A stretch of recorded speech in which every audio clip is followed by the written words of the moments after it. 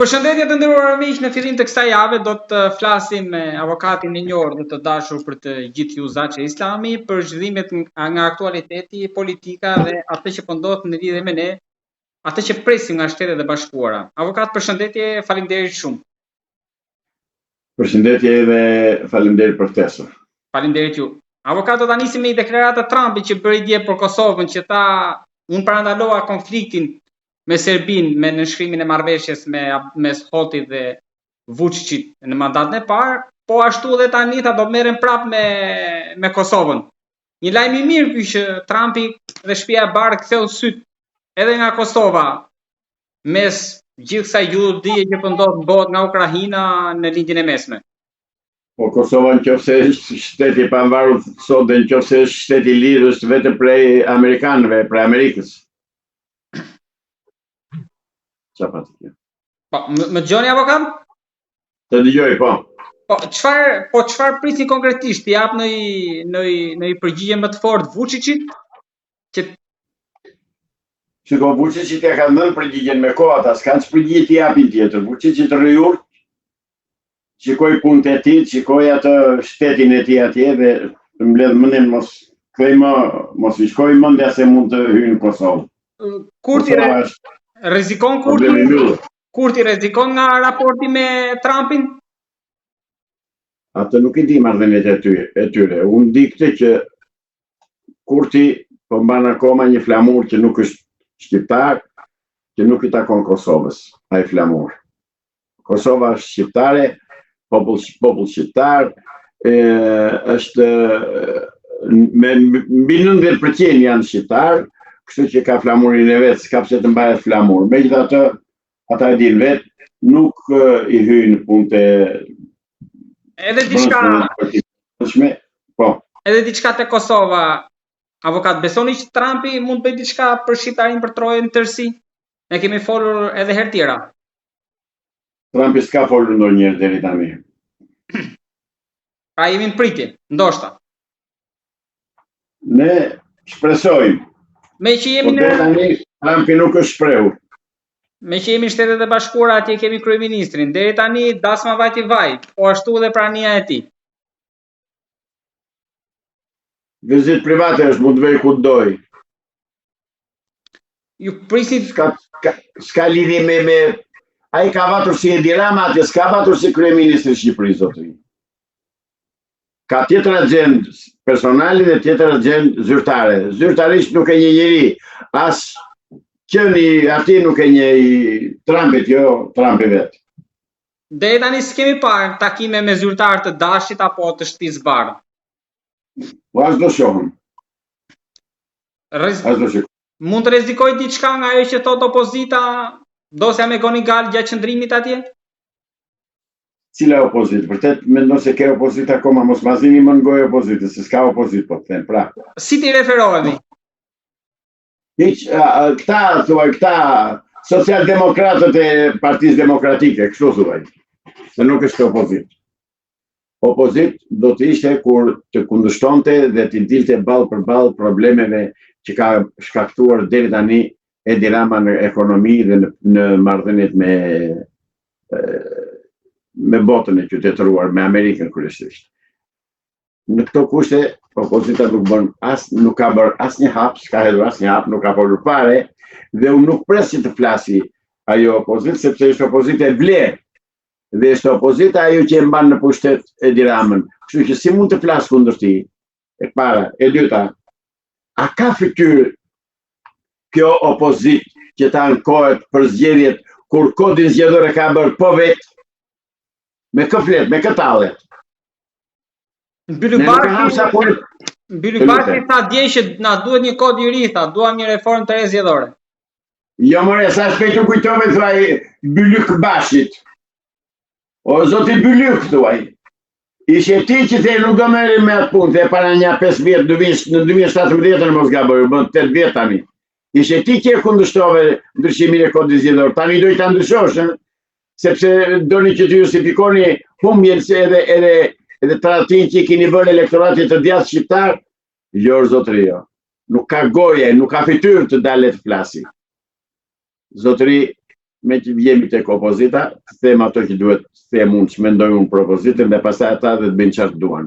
Opozita duhet të largoj urgjentisht kupolin e Partisë Demokratike, ta qëroj nga udhëheqja e Partisë Demokratike, të kërkoj të bëjë një referendum kombëtar si demokrat për të krijuar një komitet, një udhëheqje të re të Partisë Demokratike, të futen të djathtët e vërtet të mirëfillt në Partinë Demokratike, të futen pronarët e pronave në Shqipëri që ka grabitur. Sali Berisha me gjithë Edi Ramën bashkë, i ka grabitur. Nuk them kot ka grabitur, sepse është bashkëfajtor Sali Berisha dhe bashkë pjesëmarrës në grabitin e pronave në Shqipëri. Pra, nëse nuk bën këtë Partia Demokratike, të lypsen se nuk duam as opozitën e tyre, as gjë. E dim që kemi një partinë e punës në pushtet, u rikthye prap, ju vu dhe emri rilindje, i ka të tëra janë komunistët të pushtet zotëri. Nuk ka opozit Shqipëria. Shqipëria është pa opozit. Avokat, me hapjen e kutive, mund t'i ulen mandatet e Ramës? Në dash t'i hapin kutit, në dash t'i mbyllin, ato zgjedhje nuk njihen. Do anullohen dhe do bëhet qeveria teknike dhe do bëhen zgjedhje të reja. Dalim tek pjesa më e rëndësishme me që e prek qeverinë teknike, tek ajo që edhe ju besoni. Profesor Pilinçi ka pas një tubim pak ditë më parë në sheshin Skënderbej. Ju si e keni parë? Më qartë se që tha profesor Pilinçi, nuk ka ku shkon më. Më qartë, më pastër, nuk ka ku shkon. Tani ne presim premtimin e zotit Pilinçi që ta brenda një muaji qeveria teknike do hypin pushtet dhe do organizojë vendin për zgjedhje të reja. Nga buron mbështetja për të? Atë e diej, deri tani unë nuk e di. Unë mendoj që siç ka deklaruar vetë, unë kam marrë nga Amerika, ka thënë si misionari i Shteteve Bashkuara të Amerikës për çështjen shqiptare, për bashkimin e trojeve dhe për kthimin e pronave dhe për burgosjen e udhëheqësve të politikanëve shqiptarë që kanë vjedhur prona dhe janë të korruptuar. Këto po i presim. Presim të arrestoj Belinda Balluku, siç ka thënë vetë zoti Pilinçi, presim të arrestohen krerë të tjerë të Partisë Demokratike dhe të Partisë Socialiste, presim të ngrërë atë qeverinë teknike siç ka premtuar. Këto presim. Tani do t'i bëjnë apo do t'i bëjnë, nuk e di. Nga obori i Berishës mund të futet, e kam jo te obori i partisë, po te familja? Kush futet? Spaku. Po Spaku është Edi Ramës, mos prisni nga Spaku. Jo zotëri, është Edi Ramës Spaku. Edhe i Saliu, janë bashkë. Nëse u kujtohet, para një vit e ca u vërsulën Spakut që të dytë, të shkarkohet, të qërohet, të largohet, andej këtej, me fjalë tjera i thanë Spakut që shikohet ti zotëri, ati Dumanit të thanë, ne jemi me ty, prandaj usho mbyll gojnë, se ndushe ta bëjmë dhe kështu neve. Berisha nuk është paraqitur se ishte smur, por pas pak nis edhe gjyqi, pas pak ditësh, për dosjen Partizani. Ju thoni që s'ka gjë. Nuk e gjën gjë, s'vjerru për në vënd klikë. Së mund, gënjen. Gënjen. Ai ka frikë të vejnë gjykat. Ai dridhet për vatën gjykat. E keni vënë re që dridhet? Se burrat që janë burra shkojnë në gjykat dhe para trekënd që të shkojnë, para litarit. Dhe thonë, po, unë jam. Ai trëmbet. Nuk ka më frikacak burë. Dhe frikacaku bën dhe krime, prandaj ka bërë dhe krime, se trëmbet. Dhe të jap llogari haklajve njërë Sali Berisha. Të jap sqarime haklajve. Se janë vrarë gjithë ata djemë të haklajve në Tropoj. Janë vrarë 120 djemë në Tropoj.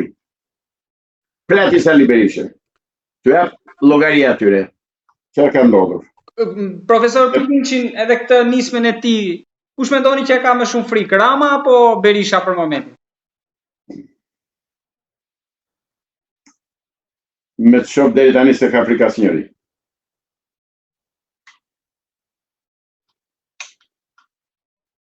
Nuk e ka frikë asnjëri.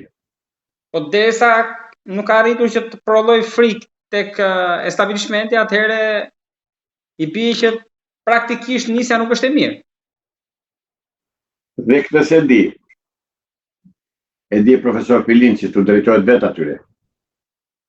Të dalë si foli partie dhe të kërkoj nga ambasada amerikane të bëj atë që bëri në 21 korrik të 2016-ës për të futur qeverinë teknike në pushtet. Ta votojnë vetë ata deputetët që qeveria teknike të marrë pushtetin. Avokat, Do ta marrë. dje ka qarkulluar një lajm që ju nuk keni besim të Spaku, po flitet që një ministri i Ramës është piketuar, edhe ka qarkulluar emri i Maznikut. E keni parë, keni dëgjuar pse? E kam parë dëgjuar, po është qesharake kjo. Se duhet të më thonë këta të Spakut, këta çfarë janë? Janë agjenci lajmesh apo janë prokurori speciale? Se një prokurori speciale, zotëri, edhe një çdo lloj prokurorie, nuk nxjerr absolutisht asnjë lloj sekreti në media. Që ka dalë në media do thotë që është një fiasko, një fusk sapuni. Kaq. Transparenca. Cile transparent, prokuroria transparencë, jo zotëri. S'ka asnjë detyrim prokuroria të bëj transparencë me çështje edhe me krimet qetor. Kush e tha këtë? Nga i gjetën këtë? Që kjo në emër të transparencës i thon Maznikut apo kushdo që tjetë ai, se nuk e di kush është. Po filloi që tjetë i thot, ik, se ne jemi urdhëruar të kapim ty. Për tjetër gjë pse bëhet? Pse ju thoni që i dha sinjal që ta ratiset ashtu siç doli me Ahmetaj. Po s'ka arsye tjetër. Pse e bëri? Mendoni që do largohet? Atë se di. Nuk jam më din atje. Po thonë që para zgjedhjeve kishe pasur kontrolle me agent BKH se prokuror të Spakut, domethënë çështja ishte serioze më duket. Dëgjoj, që kanë dalë në media këto nuk janë as pak serioze. Nuk janë as pak serioze. Se kanë dalë në media. Në qoftë e ju i qëndroni asaj që keni shprehur edhe më parë, klanet brenda shumicës, kush gëzohet më shumë brenda shumicës, qoftë do ndodhte një arrestim i tillë? Shiko, atje është një lëkuni uqërish që secili përpiqet të marrë copën më të madhe. Varet si janë krijuar ato grupazhet. Sepse për gjithmonë ka pasur grupazhe në atë partinë e punës së Shqipërisë, edhe në partitë e tjera ka pasur grupazhe dhe ka. Po mos shkom tutje. Ne kemi 32 vjet që kemi të njëjtit kryetar partie. Sali Berisha vate 30 vjet kryetar partie. Si shoku e re. Ja, kaq. Po atë është një ender. E duan demokratë. Por vetëm që është një Elberus. Lema më tregon mua se kush e vë, se në publik ashtu do thonë ata, u stërvotua, po në realitet nuk është ashtu. Në realitet është ai grupi i veçantë i vogël që e ka rreth vetes ai, dhe që u thot atyre të tjerëve sus se dini se çu gjën. Dhe prova ka dhënë për atë Sali Berisha, kështu që nuk ka. Po çfarë provash me dokumenta keni fjalën? Thash ka dhënë prova. Avokat, po Velia e thonë që ka kërcënuar nga qelia. Nuk e di kë ka kërcënuar dhe si e ka bërë kërcënimin. Me disa mesazhe në media, direkte, indirekte, shkojnë për drejtësinë këta, thonë disa, shkojnë për Ramën, thonë disa tjerë. Shiko, e kemi diskutuar dhe një tjetër në mos gaboj çështjen e Erion Velis. Erion Velia po zbaton atë kodin themelor që ka mafia, kodi hesjes. Erion Velia nuk do flas kurrë. Pra që kohë sa ka familjen jashtë. Jo jashtë, po jashtë të lirë. Nëse Erion Velis duan që t'i marrin deklarime të sakta dhe të denoncoj pislëqet që kanë bërë, duhet që t'i sigurojnë familjen, gjë që nuk ja bëjnë. Dhe ai ka frikë për familjen dhe nuk flet, dhe nuk do flasë. Po ta them unë që nuk do flasim. Ai kërkon të dalë në burgu, nuk kërkon të flasim. Po të ishte burg që do fliste, shiko, se ka një logjik të gjërave. Nëse ai do kërkonte të fliste dhe nëse do ishte i gatshëm për të folur, gjë e parë do bënte, do kërkonte o gjykim të shkurtuar, duke denoncuar gjithçka që kanë bërë bashkë, ose do thoshte tani mbaroi afati hetimit, po keni më tjetër, nëse s'keni prova tjera, po u japun ato që ka mund dhe të mbaroj kjo punë njëre mirë. Prandaj nuk do flasë Leon Vilia, mos prifen kot. Këto janë sheshka që i hedh vazhdimisht, o për të trembur këta që janë jashtë shokët e tij që të mos i zënë vendin, por nuk do flasit. Unë jam i bindur që nuk do flasit. Avokat, ju thoni Velia nuk flet, Berisha nuk e lëshon partinë, Rama jo, po çfarë po ndodh atëherë? Jemi siç kemi qenë. Partia e punës në pushtet, kaq e thjesht. Kaq e thjesht. Domethënë ju nuk shikoni pres. Absolutisht. Berisha në pushtet është. Rama në pushtet, ai Dreki, Ilir Meta dhe tjerë në burg, po prap ka partinë, por në pushtet janë ata. Parat i marrin. Parat u vënë lum. Nuk e di janë sekuestruar apo që janë sekuestruar parat e tyre, siç ka thënë profesor Pilinci, se di këtë. Po të ishin sekuestruar parat, diçka do kishte lëvizur. Megjithatë ato i di ai, i din amerikanët, i din ata që bëjnë politikë në gjithë botës, jo më të Shqipërisë. Kështu që nuk shpresoj unë që me këtë klasë politike Shqipëria të ketë për kështu progres. Sot në media pash që çmimet në Shqipëri janë 70% më të larta se në Gjermani. Në një kohë që jetesa është 1500% poshtë nivelit gjerman. Pra neve na kanë dënuar zotëri që të vdesim në auria ose të rrim të vatur të rrim me kokullur të mos ngrëm kokë. Prandaj kemi kërkuar dhe mbështetjen e Amerikës. Që të na shpëtojë nga kjo kuçetër komuniste. Nuk e di pse se bën, që pengon. Se di. Po ndoshta me që Trump foli për Kosovën mund t'i hedhë sytë këtej nga ne. Ndoshta me bëhet jemi larg. Ndoshta kemi të gjithë jetën.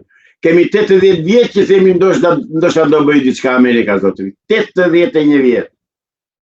Avokat, mund ndryshoj në gjë nëse në krye të BKH-s, siç diskutuam herën e parë, shkon Gledis Nano, apo i vetëm është i vështirë që të bëj diçka?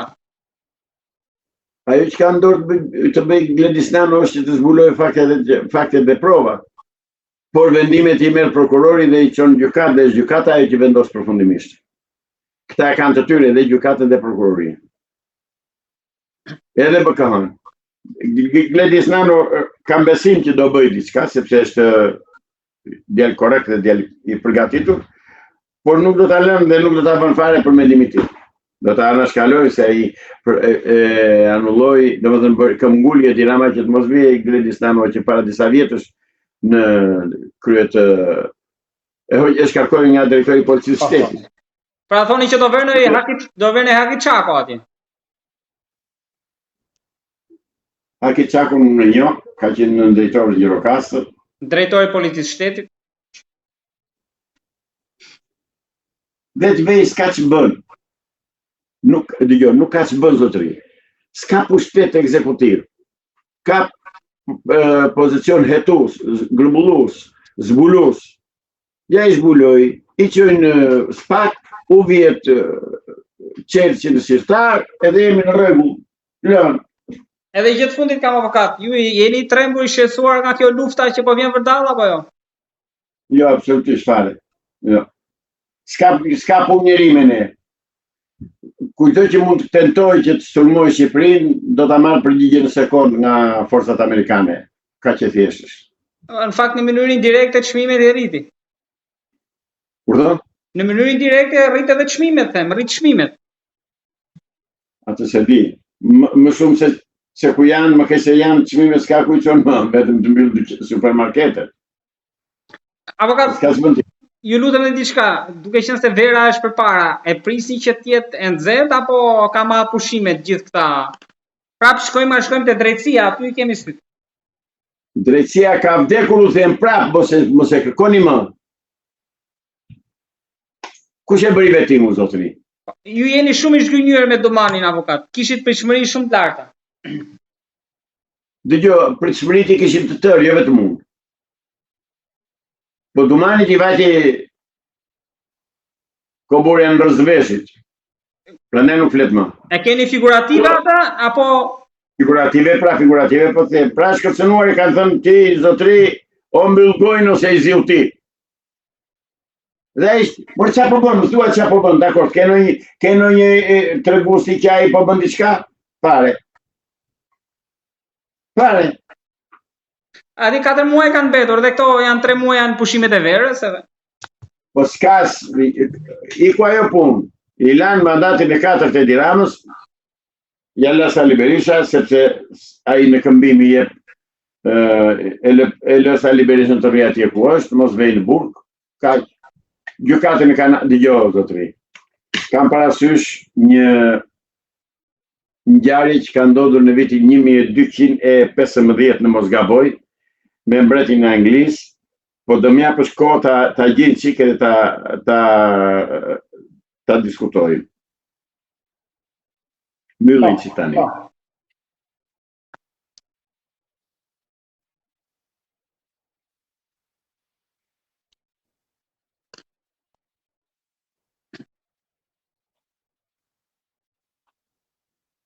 Ashtu, hape. Po. Hape.